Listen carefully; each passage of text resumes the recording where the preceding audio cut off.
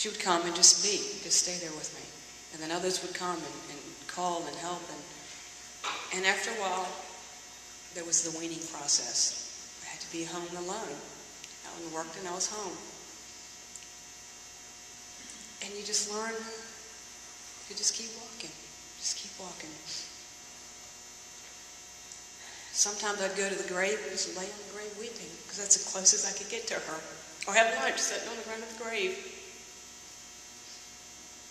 How do you get through the day? Well, I walk every day. I have a dog that requires a lot of walking, so I walk every day.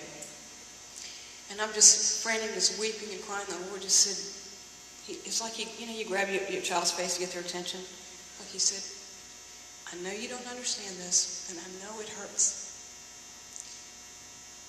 But I'm doing something you don't understand. And you're not going to see it right now. But will you trust me? And I said, yes, Lord, I trust you. And he said, get up and walk. Like, Lord, I do walk. I walk every day. He said, no, walk with me. Trust me and walk with me.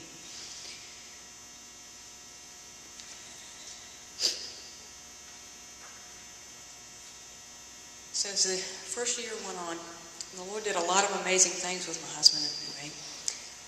Again, I can't tell them all, but he changed our prayer life. We began to really pray together in ways we never had.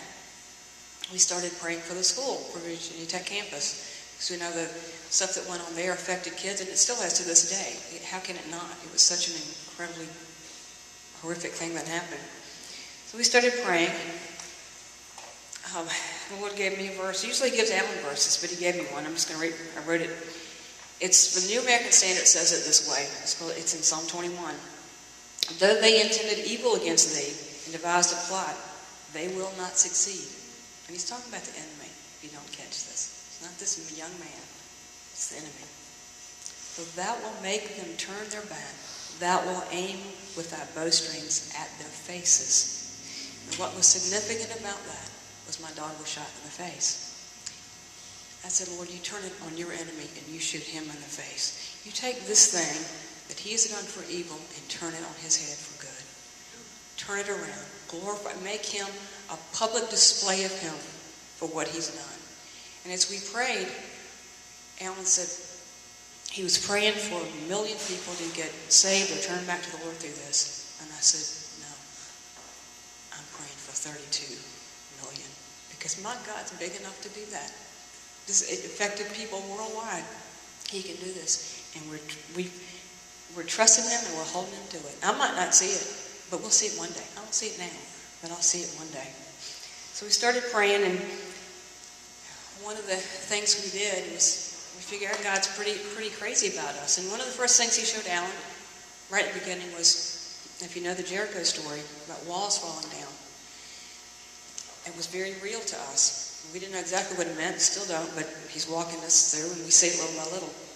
So we decided to do something crazy for the Lord. He's so crazy in love with us, we drove it to the campus on a Friday night, about 2 weeks before the first year anniversary of all that. Didn't tell anybody where we were going. Stayed in a hotel, got up the next morning, and the drill field in the middle of that campus is about 7/10 of a mile around. We decided to do what they did at Jericho. We walked around the drill field 7 times, never said a word to one another, and just claimed victory in the Lord's name on that campus. Didn't say a word. We got in the car and came home. So if you know the story, the next 2 things are the trumpet and the shout. So we go back to campus for the first year. They had programs and all up there. Go there. And that night, we were on the drill field, kind of stay off our ways. There was a little bench. We'd go sit on a little bench, and it was getting dark. They had a candlelight service and all that. People started coming from everywhere. The drill field was full. And we got a lot of people here. This is going to be part of my 32 million here. And then after they read all the names, one by one, and they'd have like maybe a minute pause. It was very sobering. And then we heard a trumpet playing taps. And we looked at each other like, okay, if they do a shout, we're done. We're done here. So after that was done, it was quiet.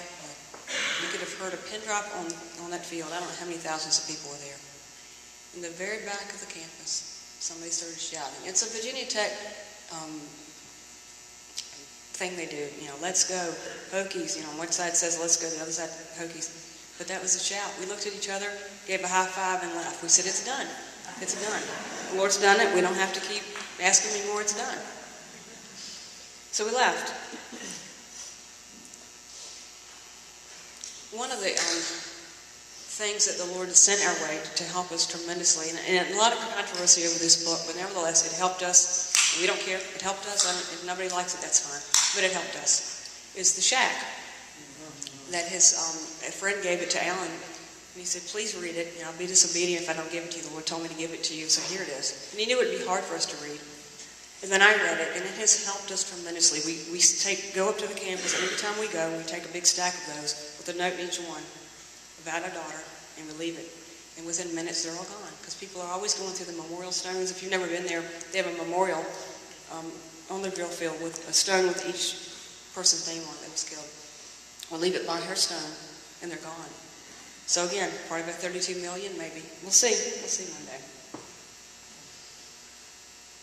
We also chose to stay out of the media. We've not done any interviews. We've had, you name it, anything you flip on television media, they called us and asked if the phone just kept ringing. And we said, God doesn't need us. He doesn't need our help. Even the Christian media, they don't need us. So we waited, and as the Lord showed us, then we shared it things like this. It's smaller, more personal.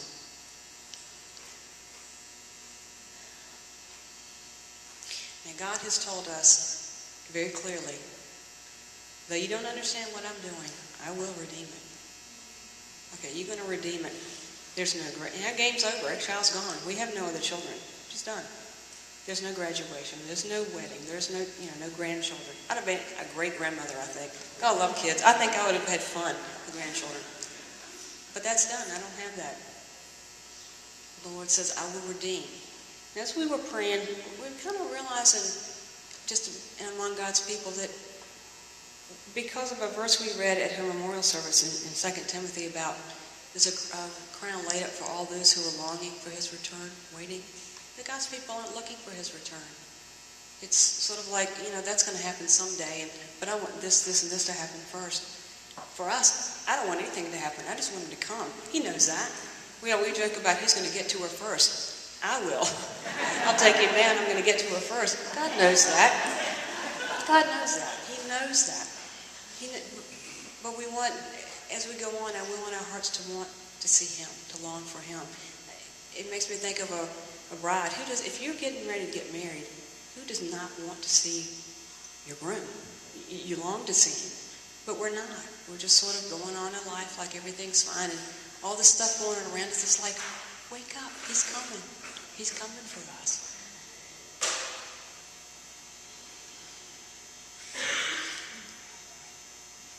I have a picture. The Lord gives me lots of pictures from time to time, but one of the pictures that he has given me is, first of all, it was a real picture.